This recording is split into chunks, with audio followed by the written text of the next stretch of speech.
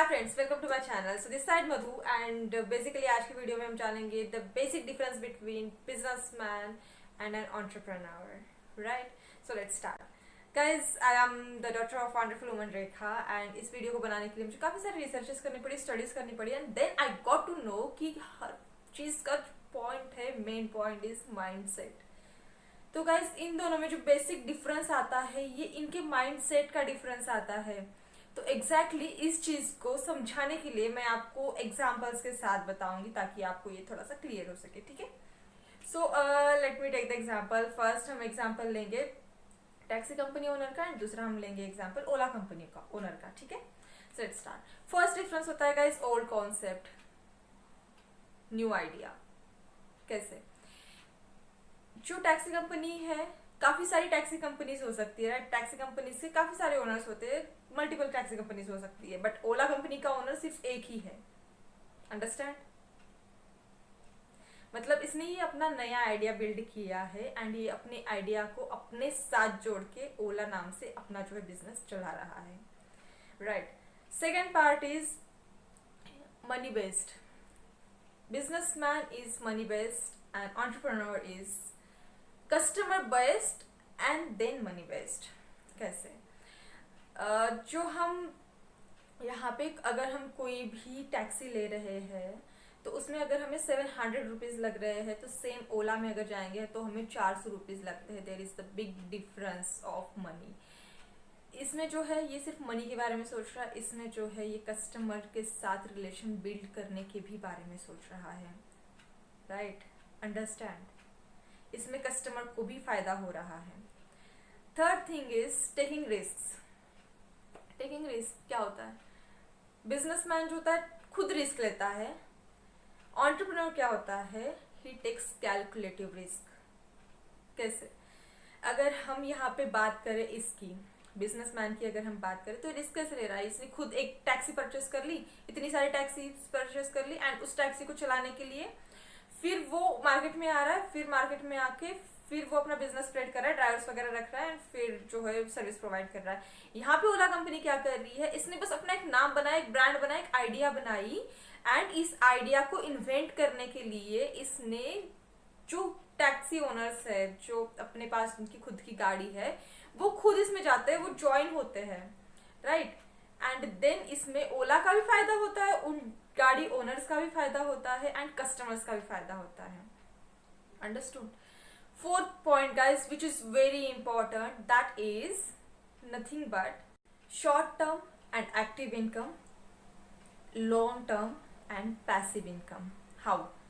सो see, basically अगर हम देखें तो इसमें क्या हो रहा है, एक बुकिंग वो कर रहा है, 700 रुपीज ले रहा है, राइट? तो फटाफट कैसी चीजें हो रही है? एकदम से इंस्टेंटली हो रहा है। मतलब उसने अपना प्रॉफिट देखा, फर्स्ट ऑफ ऑल कस्टमर से ले ले 700 रुपीज, हो गया, काम खत्म, दैट्स इट। राइट, और यहाँ पे क्या हो रहा है? Long term. लॉन्ग टर्म मतलब क्या हो रहा है? यहाँ पे कस्टमर के साथ रिलेशनशिप बिल्ड हो रहा है।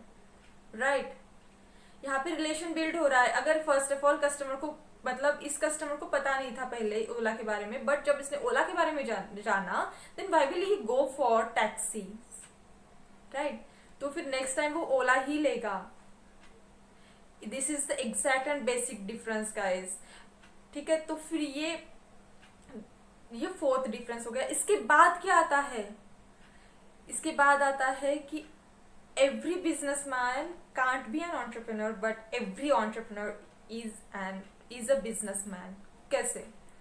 तो सोचो जरा, इसमें क्या हो रहा है? ये सिर्फ अपने बारे में सोच रहा है, सिर्फ अपने पे फोकस है इसका कि मुझे प्रॉफिट कैसे मिलेगा, कितना मार्जिन रखूंगा तो मुझे प्रॉफिट मिलेगा।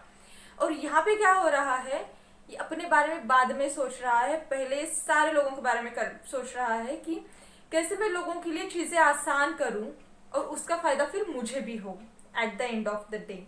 राइट, तो फिर इसमें क्या हो रहा है? अगर इनकेस इन फ्यूचर दूसरे कस्टमर्स भी नहीं आते हैं तो इसके जो प्रीवियस कस्टमर्स है उसके जरिए इसका बिजनेस चलता रहेगा।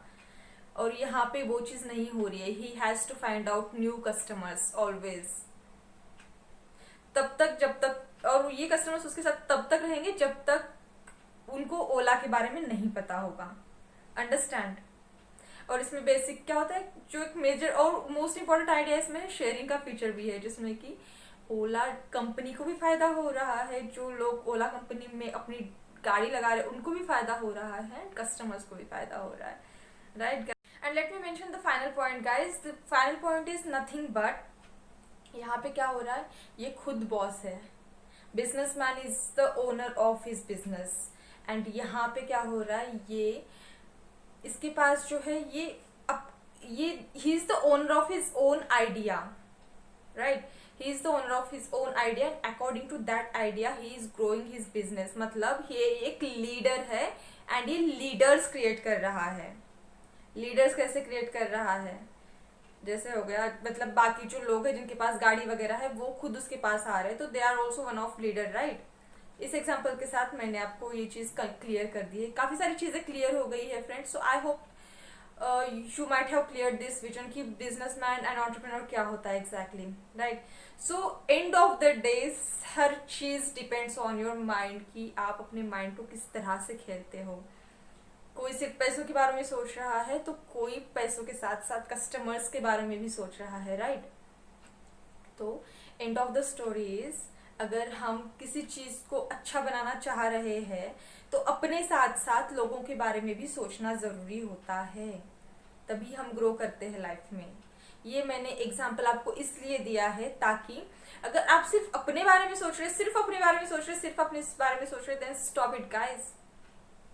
लोगों के बारे में भी सोचना स्टार्ट करें, तभी अगर आप लोगों के बारे में सोचोगे तो इनडायरेक्टली आप अपने बारे में भी सोच रहे हो एंड तभी आप ग्रो करोगे। आई एम डैम श्योर अगर आप डिफरेंस दोनों का देख चुके हो एंड समझ चुके हो तो आपको बिजनेसमैन से ज़्यादा एंटरप्रेन्योर ही अच्छा लगेगा, राइट। बट दोनों भी बिजनेस कर रहे हैं, दोनों भी ग्रो कर रहे हैं, ये भी ग्रो कर रहा है, ये भी ग्रो कर रहा है, बट द डिफरेंस इज कि काफ़ी लोगों के साथ अपनी टीम बना के रिलेशनशिप्स बिल्ड करके ग्रो कर रहा है। हाउएवर ये सिर्फ अपने बारे में सोच रहा है, अपने आप को ग्रो कर रहा है। तो be the leader who can create the leaders. All the best friends, thank you so much for watching this video, right, bye bye।